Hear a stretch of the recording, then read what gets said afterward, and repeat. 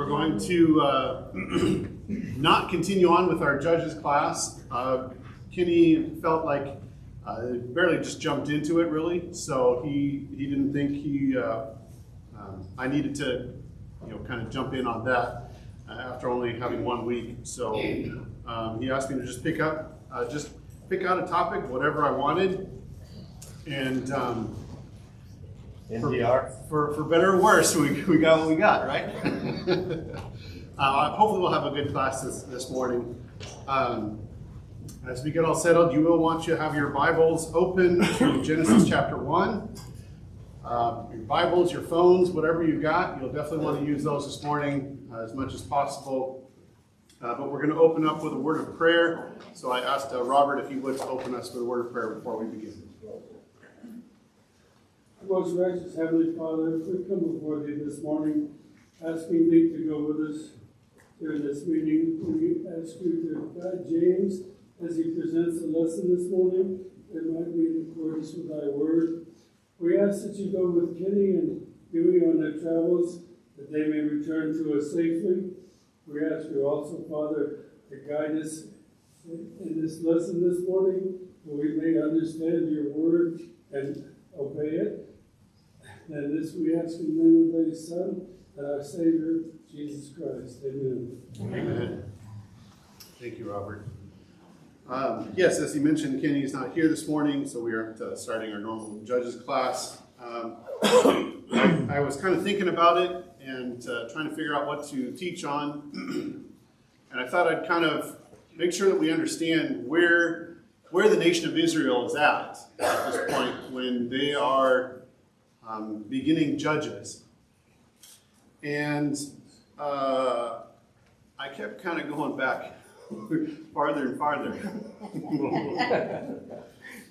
So, guaranteed, we're going to cover Genesis, Exodus, Leviticus, Numbers, Deuteronomy, and Joshua in 50 minutes or less. So I hope you got your running shoes on.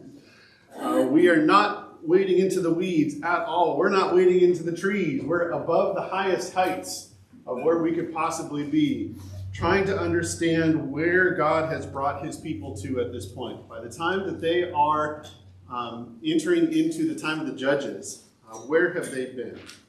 We'll spend most of our time trying to talk about the history. I know there is so much law and commandments and instruction on sacrifices and offerings. Unfortunately, we don't have time for that, and I'll pick out some of those as we go through. But a lot of this is just going to be quick, superficial overview of the history of the entire world, basically, at this point, up until Judges. So what we're basically going to do is just talk about each chapter in Genesis, and then it'll be fewer and fewer as we go through the rest of the books. So you'll want to just draw on your knowledge, draw on your experience, look at the headings. If you don't often use those are written by man, but they can be helpful to summarize an entire chapter. And we're just going to go through it. Starting with Genesis chapter 1. What happens in Genesis chapter 1? June. Creation. Okay, that was an easy one. All right. Thanks. Chapter 2. I'll give you another easy one. More creation. All right. Who knows what happens in chapter 3? What? Exactly. Temptation, sin. There's also some prophecies that are occurring in there. You ready to fly yet? Chapter 4. What happens in chapter 4? Murder, exactly. Cain and Abel. Cain kills his brother Abel. We also have Lamech, who promises some certain things. And we have another, I don't like calling it a replacement son, but for some reason Seth is pointed out as being another son replacing Cain, even though I think that they probably had more children, and it's not mentioned. Chapter 5. Genealogy. Exactly, the genealogy, all of Adam to Noah. What's next? We have some wickedness of man, and Noah finds favor with God. Very unique out of, that's my microphone there. Noah finds favor with God. Out of the entire world, where all of the world at this point is wickedness, One man finds favor. What about chapter 7? Sorry? Flood. That's right, the flood. Noah enters the ark, and there is a flood that covers the world. Chapter 8. End of the flood. All right, yep, the flood ends, and it's also the end of the curse. There's a curse described that ends there. Chapter 9. Sorry, Ward? A new covenant. Exactly, there's a new covenant. He is told to be fruitful and multiply. Something I try to remember, we don't see rainbows that often here, but I always try to remember, a rainbow means that God will never destroy the earth again via a flood. And I think that's actually supposed to be the sons of Noah. I think there's some kind of genealogies about the sons of Noah. Chapter 10, what happens? More genealogy. Yeah, more genealogies. That's the descendants of Noah's sons. All right. Genesis chapter 11 through 20. What happens in chapter 11?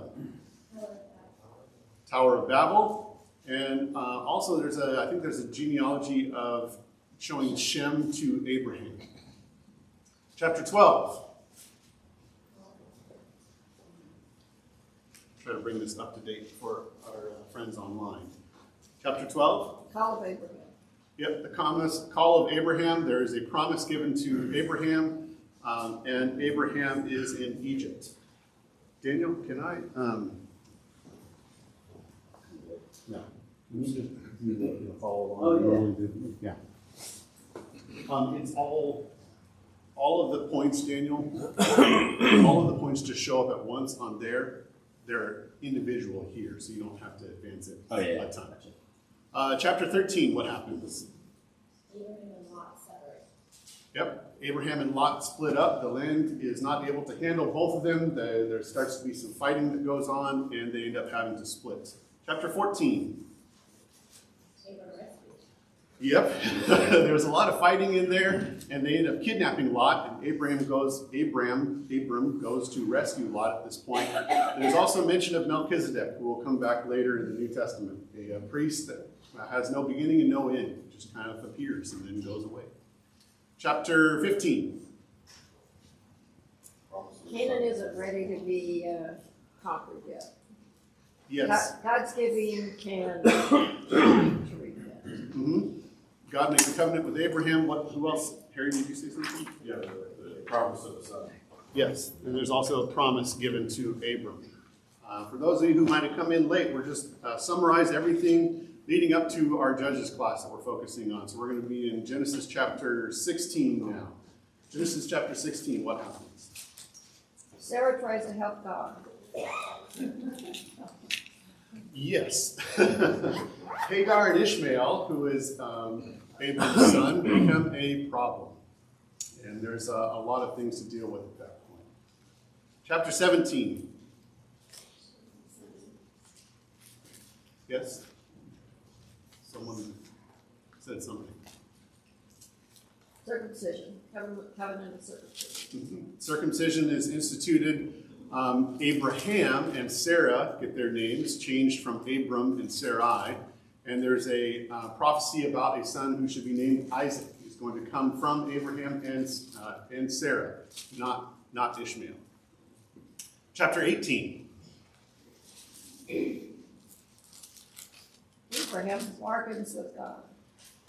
There are 3 visitors that come, and Abraham negotiates for Sodom and Gomorrah. And he negotiates down from 50, I believe, all the way down to 10. And does he find 10? Cannot find 10. I wonder if God is negotiating the entire time knowing you're not going to find any.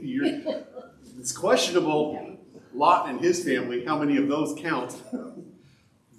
4? Perhaps. Maybe.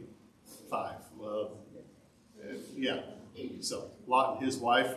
Lot's wife doesn't make it. And so in chapter 19, Lot escapes from Sodom and Gomorrah with much complaining and much whining. And Sodom and Gomorrah are destroyed. And then there's also a story about Lot's daughters, who will become important because his daughters seduce him and sleep with him. And then they end up being the Moabites and the Ammonites. Yeah, okay.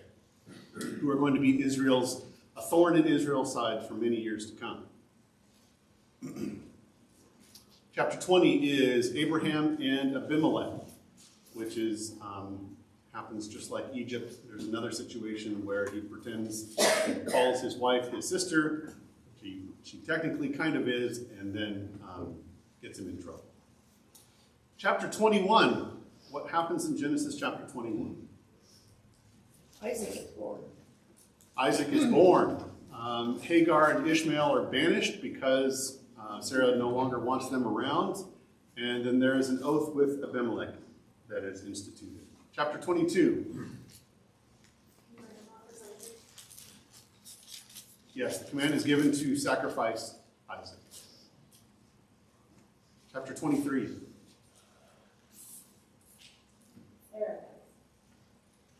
Sarah dies, and there's a tomb that is purchased. And I think I can't remember if that's the same tomb that comes back over and over and over again through the nation of Israel. I can't remember if they all go back there, but very interesting. There's one of the tombs that keeps getting used over and over. Chapter 24. A servant is sent out to go find a wife for Isaac because he didn't want him to find a Canaanite. He ends up finding Rebekah. What happens in chapter 25?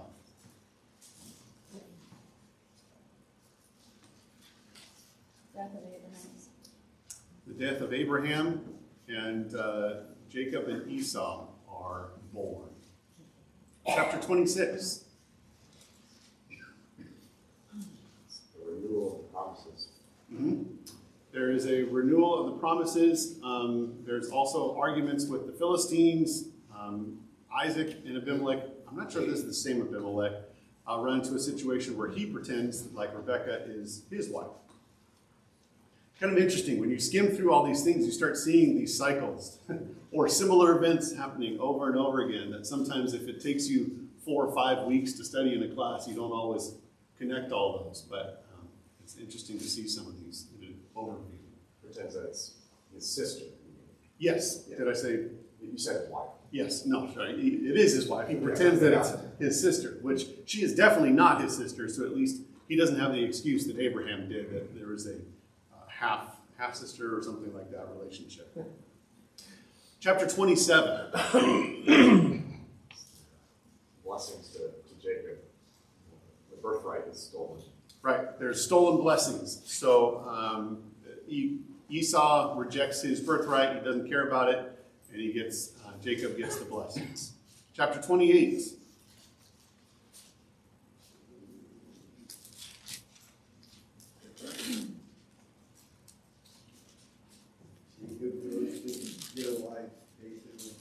Okay. Jacob leaves, and yes, because his mother, Rebekah, doesn't want him to find a wife there, and there is a stairway to heaven.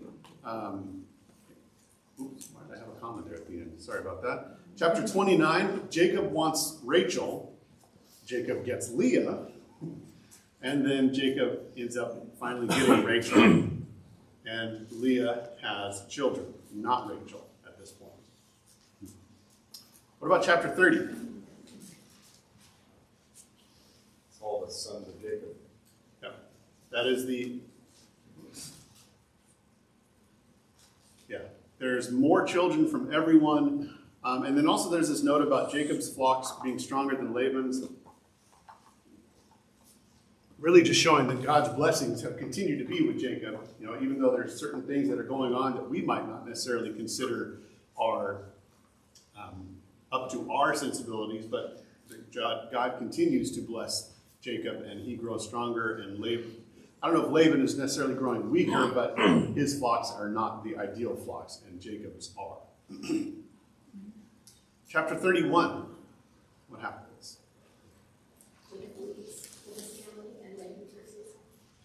Yep, Jacob leaves Laban in peace. I put in quotes there because it's not really sure, and Laban really kind of tries to chase him down, and then they kind of end up working things out, but it also kind of appears like it wasn't exactly in the best situation. Laban really is not a good guy. It's over and over again, he is not truthful, not honest. Chapter 32, sorry. Jacob and Esau reunite, basically, Mhm. after many years. Exactly. He prepares to reunite with Esau, and he wrestles with God. Has an interesting situation where Jacob wrestles until morning. And God has to essentially disable him before Jacob will let go. And then chapter 33 is where he actually meets Esau. It's actually not a bad meeting. Not really sure if there was, if it could have gone differently or not, but it's really not what you'd kind of expect after everything that went on. Not sure if Esau was planning, because Jacob kind of ends up getting out of it and not really having a full-on reuniting and then staying together, but very interesting how it's really not as bad of a situation. I'm not sure if Esau just decided he didn't care about everything else or what. What happens in chapter 34?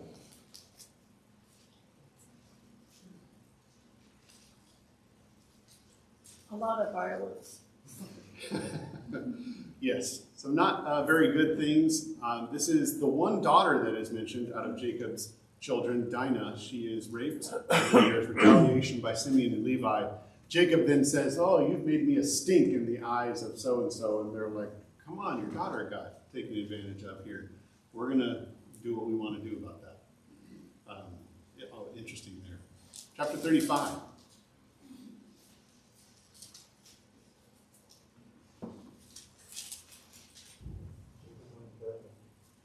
Sorry, go ahead. Yep. Jacob goes back. God changes Jacob's name to Israel. Although confusingly, as I was reading through this, it's Israel for a while, then it's Jacob, then it's Israel, then it's Jacob. Rachel ends up dying in childbirth with who is being born? Remember? Benjamin, that's right. And Isaac ends up dying. Chapter 36.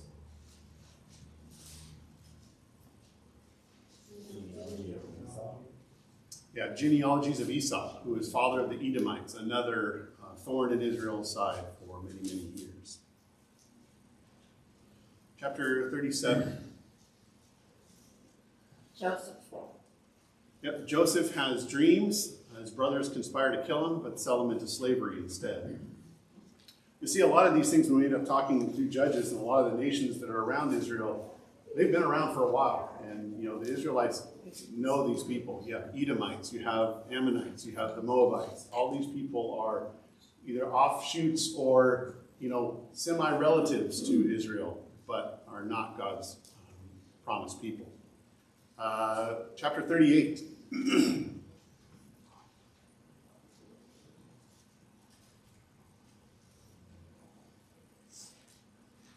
Judah and Tamar.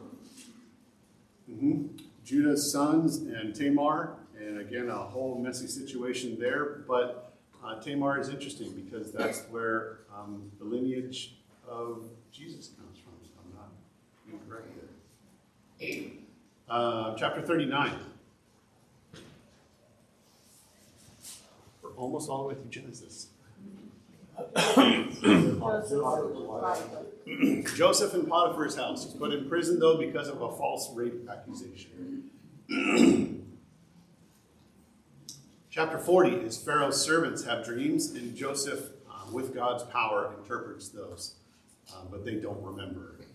They don't remember Joseph? I don't want to put that. They don't acknowledge Joseph. They just kind of go back to their positions, or one of them ends up being killed. Chapter 41.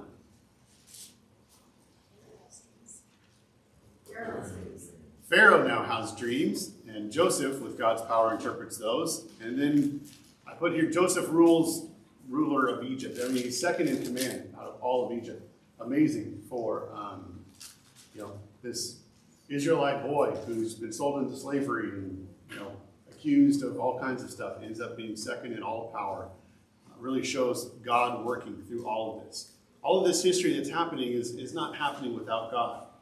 God is working through everything, and you just see how, the people ebb and flow all with God's power. Chapter 42. Joseph's brothers. Joseph's brothers come to buy grain, and he gives them a test. Chapter 43. Trick question. Joseph's brothers come to buy grain. Yes. Chapter 44. One more time. Yeah, one more time. Joseph tests his brothers. He really, really wants to be sure about where they're at. And there's a lot of back and forth. Some interesting upstanding behavior out of some of the brothers. Unwillingness, honesty, and just really showing that they have changed somewhat. Some of them have at least. Chapter 45. Yeah, he reveals himself to his brothers, and then they all return. The brothers all return back to Canaan. What happens in chapter 46? Jacob goes to Egypt. Israel and his whole family travel to Egypt, and he reunites with Joseph. I think at this point it is 70 people. 70 people. So 70 people. From all of the ins and outs of everyone, it's 70 people now entering into Egypt. Chapter 47, Israel ends up settling in the land of Goshen. And he is provided for, all of the family is provided for by Joseph. Because remember, there's still a famine going on, and he takes care of all of his entire family. Chapter 48. Israel dies after blessing everybody.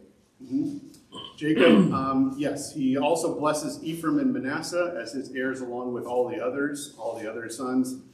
This is important because it's how we end up getting to the 12 tribes of Israel, because there were 12, but when you take out Levi is the priestly tribe, now you only have 11, and so now Joseph is replaced with Ephraim and Manasseh. Chapter 49. The blessings. These are actually all of the blessings. Some of them, I don't know if you want to call them prophecies. Really interesting, because some of them don't sound like blessings at all. I mean, you go back and read them, it's, some of them are pretty harsh or negative, but he ends up blessing his sons, and then he dies. Chapter 50, last chapter of Genesis. Jacob buried, and he's buried in the same place as Abraham. Yep, they're all buried back in that same tomb. He's buried back in Canaan, and then also Joseph dies, which is kind of interesting. I mean, as much as he's been a part of it, then Joseph is done at the end of Genesis. All right, now to Exodus. Exodus chapter 1, what happens? It's the oppression of Israel. The famous line, there is a new Pharaoh that does not know Joseph. So he does not remember everything that has gone on. I don't know if he just doesn't remember, or if it's kind of like a rejection kind of thing, that he doesn't acknowledge everything that Joseph has done. Chapter 2. Sorry? Yes, Moses is born. He is raised as an Egyptian, but he ends up fleeing after he kills an Egyptian, and he goes to Midian, where he finds a wife there. Chapter 3. The burning bush. Yep. God instructs Moses from a burning bush. Which, again, we read this in Bible class. We're reading this here because we're doing an overview, and the fact that there's a bush that just doesn't burn up. For those of you who may have been Bible classes all your entire life, it's just like, well, yeah, burning bush. There was a bush that just never burnt up, and there was a voice coming out of it. So I think that's a pretty interesting kind of thing. Chapter 4. One quick thing about that too. Yes. Chapter 3. This is kind of the first time we ever get the name of God. This is where God says, "I am," where we get the term Yahweh from. Yeah. And feel free, if you have any interesting points like that about a particular chapter, feel free to jump in. Chapter 4.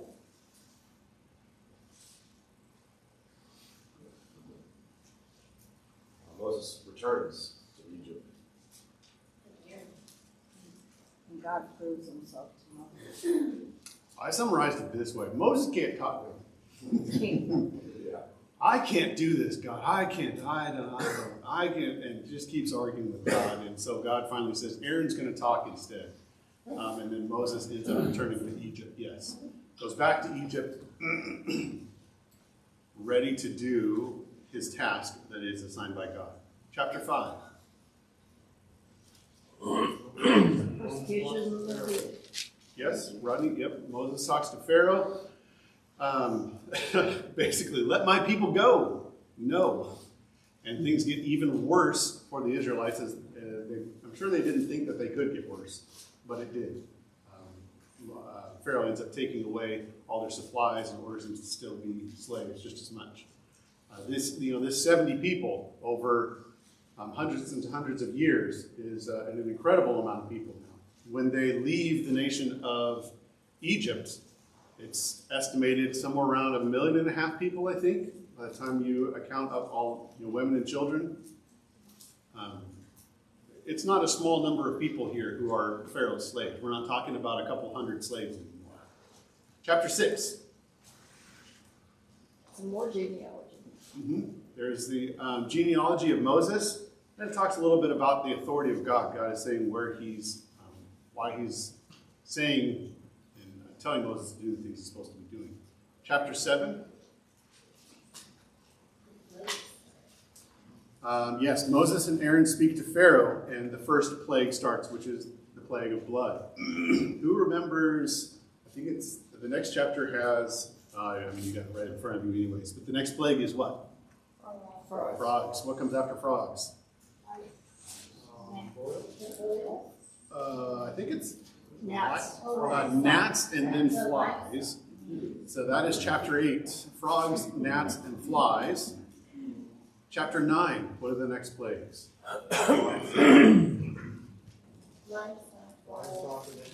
Yeah, the livestock and then the boils. And then hail. I can't imagine. I just can't, the hardness of a heart right there. And the people, not just, Chapter 10, what's chapter 10? And the 9th plague, which is darkness.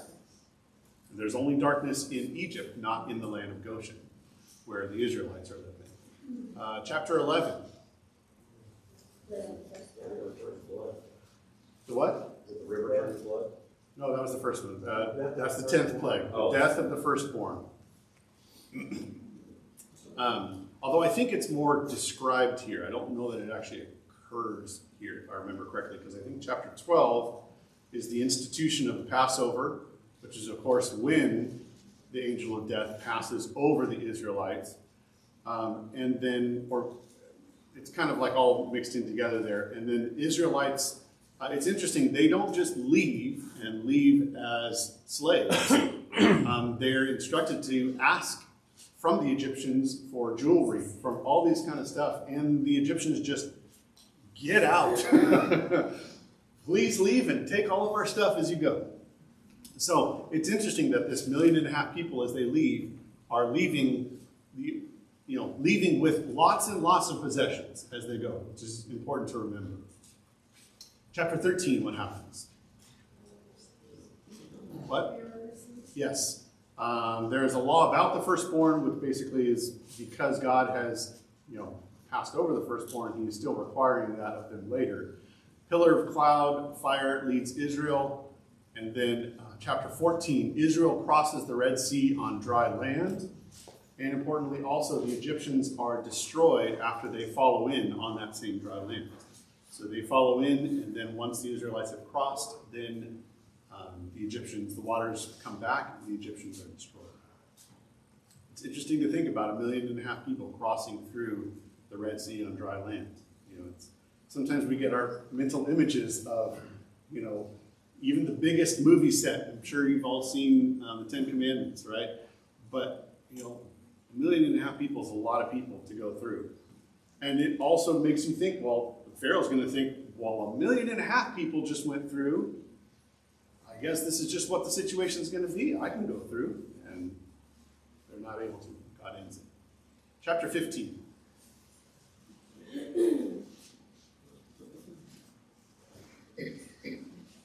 The Song of Moses. Song of triumph, and yet also then there's murmuring because of there's bitter water. God has already, we really start to see a cycle again here of God doing amazing things and complaining. Chapter 16. Manna and quail. God provides manna and there's quail to eat also. Chapter 17.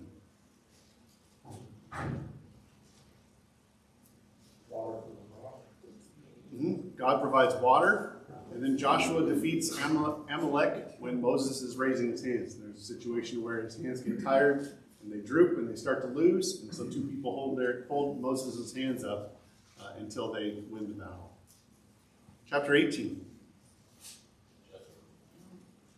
Jethro gives good advice to set up judges.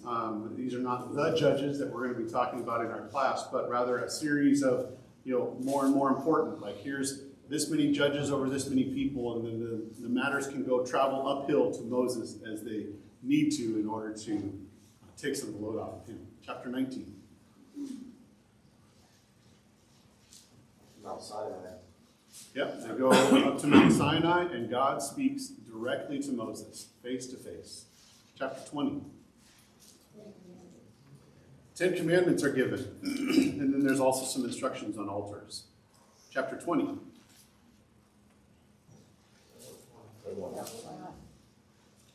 Was it what? With 21 now. 21, sorry. Kind of starts a few chapters of laws. Yes, 21 through 23 is a lot of laws and commandments. So here we'll start to skip some chapters in here.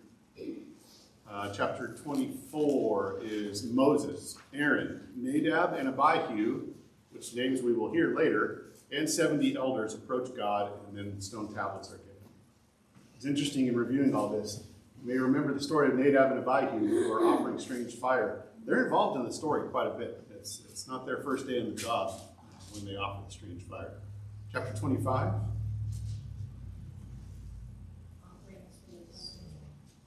When they build the ark. Yep, they build the Ark of the Covenant, and there's other special tabernacle items. You get a lot of instructions here.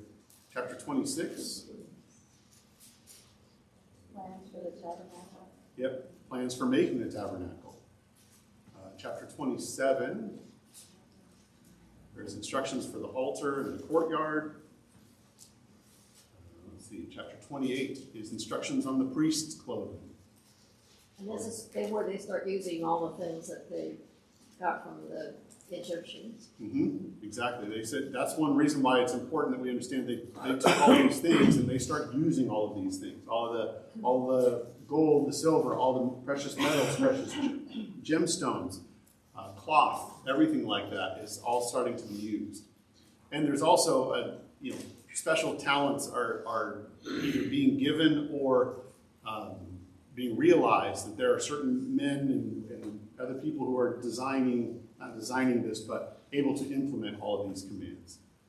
Chapter 29. Dedication of the priests. Yep, Aaron and his sons are consecrated. Chapter 30.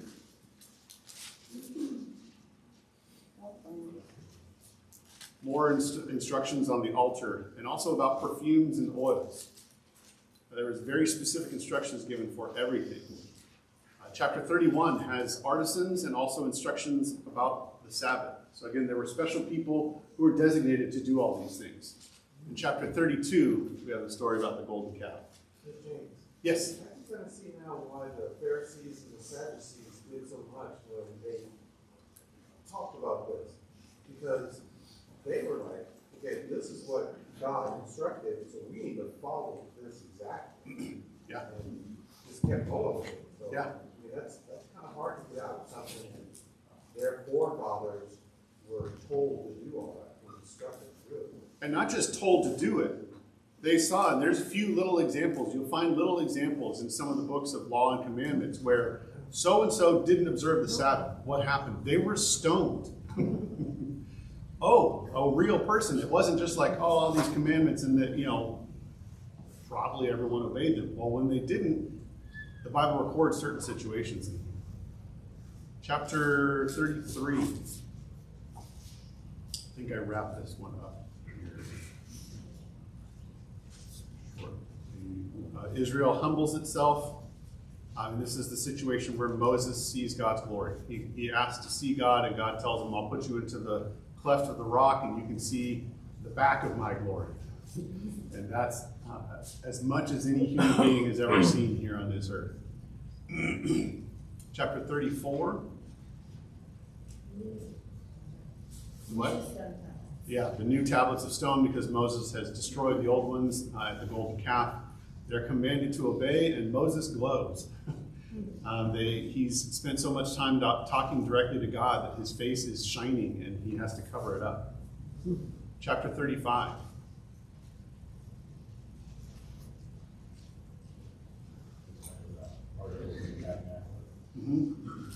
Okay, this is where I wrapped it up here. 35 through 40 is the building of the tabernacle, building of the ark, the priest's garments, and etc. are all completed.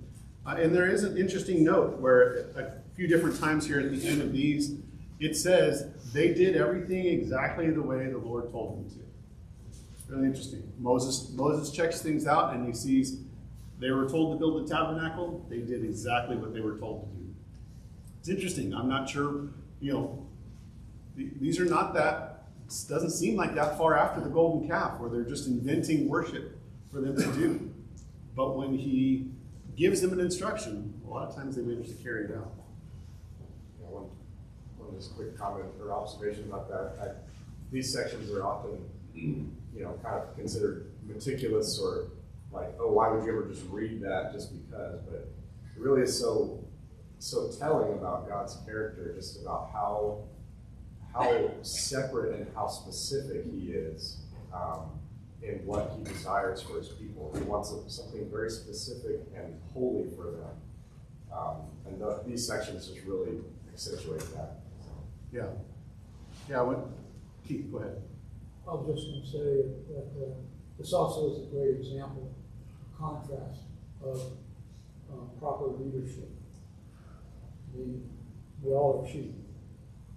And for Aaron to build this golden calf, it's what the people want. Well, we want a lot of it. Moses comes back on the scene here, proper leadership. Yeah. This is the direction we can go. Yeah. It's an interesting, comparing and contrasting Moses and Aaron.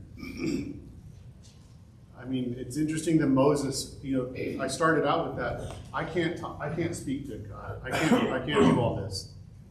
And every time Moses is not in charge, things fall apart. Aaron is not a godly leader. He's just not. He may follow through some things, and maybe there was a specialness about him that compared to us today that we just don't see. But compared to Moses, it's hard to compare to Moses, but it's just a big drop off. It's not like Moses and Aaron, they're brothers, they're almost the same. No, there's a big difference between the two of them. Leviticus, we're just going to really sum up here real quick.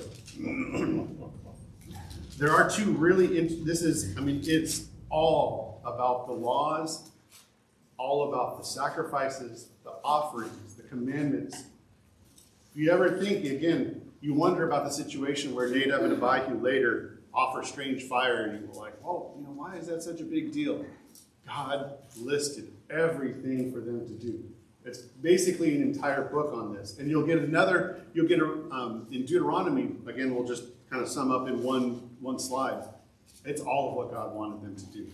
It's the specifics. And that's just the beginning. But we do have two really interesting occurrences here in Leviticus. Nadab and Abihu offer strange fire and are destroyed by God. No delay. That is immediately happened. And then, again, like I mentioned, there's an example in chapter 24. Someone blasphemes God, and they hold on to him. They kind of put him in jail, in essence, and ask God, what do we need to do about this? Someone has blasphemed the name of God. What do we need to do? And God says, stone them. It says all the congregation, and I'm assuming that's not the entire congregation, but everyone who is around them grabs a stone and goes to throw him. There's 1 million, I don't think it takes 1.5 million or more to stone someone, but everyone was to be involved in that. Here in Numbers, again, this is going to be a little bit more, but I'll read through some of these here that I have that are interesting, I think. In Numbers, after some of the, as it might be clear by the name of it, if you don't have any history with the book of Numbers, the Numbers is a lot of summarizing all of the people and all the names of the people and the leaders of the nation of Israel as they're leaving Egypt. All of the elders, all of the family members, everyone like that who is of some importance is named. The number of the people is counted so that they know exactly how many people are leaving. And in the meantime, there is some story, but a lot of it is just genealogies and numbers and names, which is obviously important because God wrote it down, but it's not story, I guess you could say. In chapter 11, though, there is a situation Israel yearns for, as I called it, the good old days in Egypt. We used to have fish, we used to have leeks, we used to have onions, we used to have garlic, and now all we got is this miraculous manna. And God ends up providing quail for them. Chapter 12, we have a situation Miriam and Aaron feel like, well, we're important too. Can't we do some stuff? And they speak out against Moses because he has taken a Cushite woman as his wife. And God responds, basically saying, again, Moses is far above any of this. He's the only one I speak to face to face.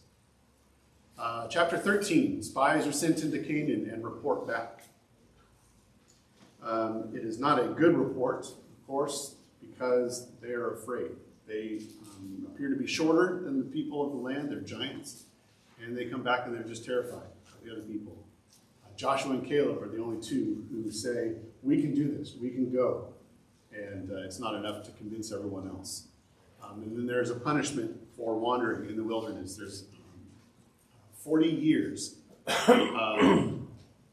1 year for every, I think it was 40 days that they were in spying the land. 1 year for every day that they're spying the land.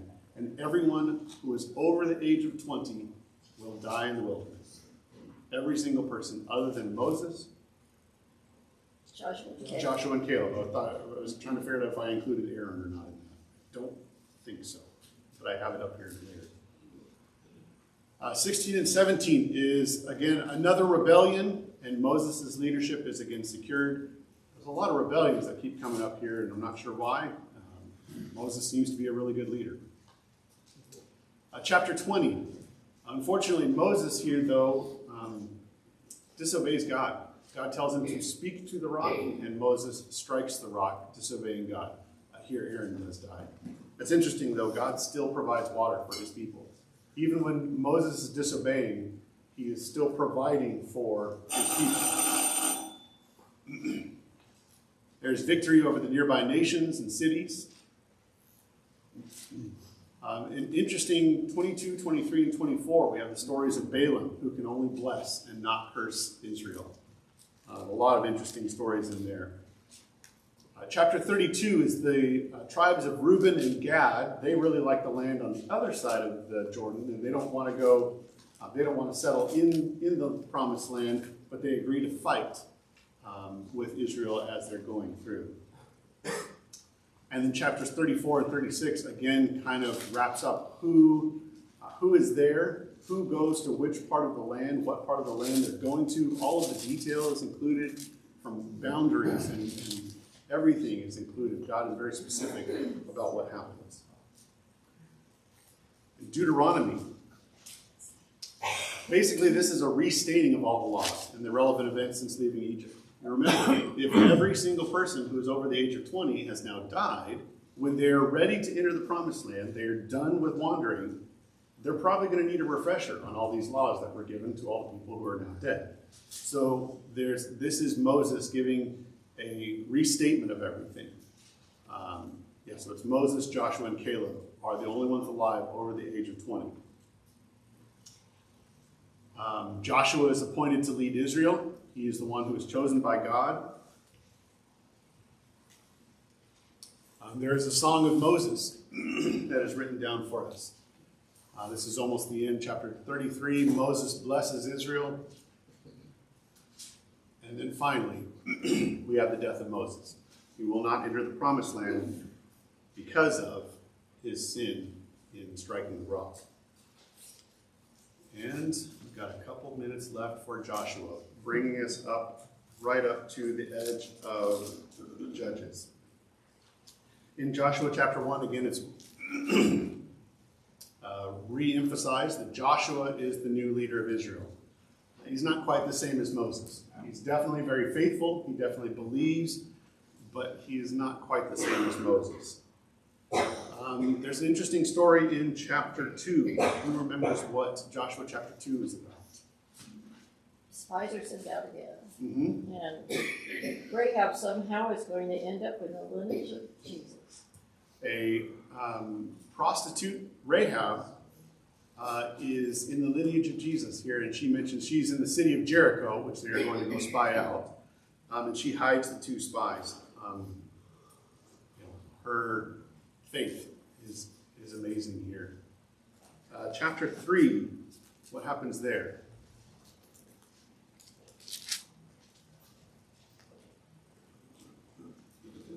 Oh, they're going to cross the Jordan and they set up a memorial. They cross the Jordan, and not only do they cross it on dry land again. Not quite as impressive as the Red Sea, but still pretty impressive that the water dries up and they're able to cross. And then chapter 6. What is our famous chapter 6 of Joshua? Yep. Marching around Jericho. Chapter 7 through 12 is the conquest of Canaan. Describes a lot of all of the battles that are being won. God is with Israel. He helps them to destroy the Canaanites. He wins all their battles for them, basically. They don't have the ability to do this without God, because there are examples where they turn away from God and they don't win. Chapter 13 through 22 really is a big summary of all the distribution of the land. So again, it tells you who gets each part of the land, who gets the tribe, which of the tribes gets which land. At the end here, chapter 23 is the exhortation of the nation. And finally, chapter 24, Joshua dies and an era ends. I'd like to read a couple scriptures for you real quick here from Joshua chapter 24. 14 and 15. Joshua says this: "Now obey the Lord and worship him with integrity and loyalty. Put aside the gods your ancestors worshipped beyond the Euphrates and in Egypt, and worship the Lord. If you have no desire to worship the Lord, choose today whom you will worship, whether it be the gods whom your ancestors worshipped beyond the Euphrates, or the gods of the Amorites in whose land you are living. But I and my family will worship the Lord." Famous scripture and words from Joshua. And then verse 31. "Israel worshiped the Lord throughout Joshua's lifetime, and as long as the elderly men who outlived him remained alive. These men had experienced everything the Lord had done for Israel." They worshiped the Lord as long as Joshua and the men who were with him were there. And after that, we come into Judges. All right. Thank you all for being here. Thank you for following along and for running. Hope your feet are okay after that.